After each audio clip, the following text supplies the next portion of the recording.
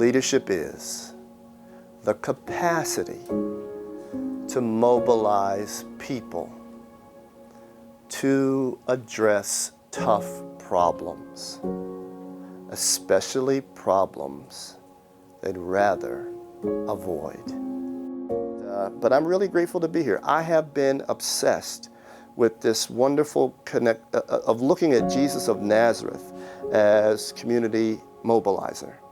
And when you read the Gospels in that way, they pop. I think that's why people hung out with Jesus and they loved it, right? Because he had a difference from the people from the temple.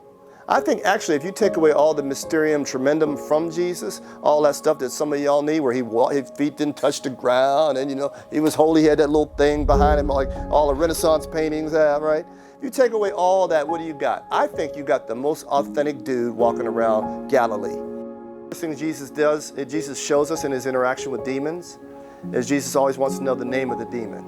Yes. So I think that one of the Christian maturity tenets is always being able to name what is happening. So that's my own individual balcony. I must be like, Rob, hello, how dumb are you? And then my shoulders dropped, and then I heard. And so leadership is really about inviting people to join you in doing really hard work. And if you can't do that interior work of loving, why should they? Because you're so smart. If that's it, that's all you got. The reason why this is spiritual formation and not the baptism of some secular idea is because if you and I could go deeper in love, it would increase the quality of any leadership work we do. And so one of the great gifts you give to a culture by acting experimentally and talking about experiments is that you begin to cast out, or at least work against the demon of failure that keeps the ceiling height low. And so that's really what I'm suggesting to you, is that we can ask the powers that be, we can ask ministry partners, cohorts, etc. This is something we got to try to live into the integrity of who we say we are, and let's see what we can learn. Be careful about God. God is good, but God is not nice. And if you present yourself as someone who wants to learn about love, God is like, check this out. I got somebody who wants to learn about love. They send you the one you struggle to love. They don't send you ice cream and unicorns. Stop right there. Because you can't fake it. You can't perform empathy. If you're going to do this work, you're going to have to love people.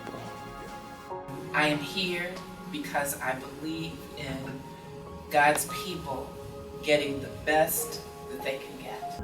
I'm here, I'm doing my best to bring my whole self here, and I want to hear from each and every one of you. This experience just this morning is very different, so I'm really looking forward to walking this journey with you. So I look forward to living with that history, but also living into the future. And so I've got a lot to learn.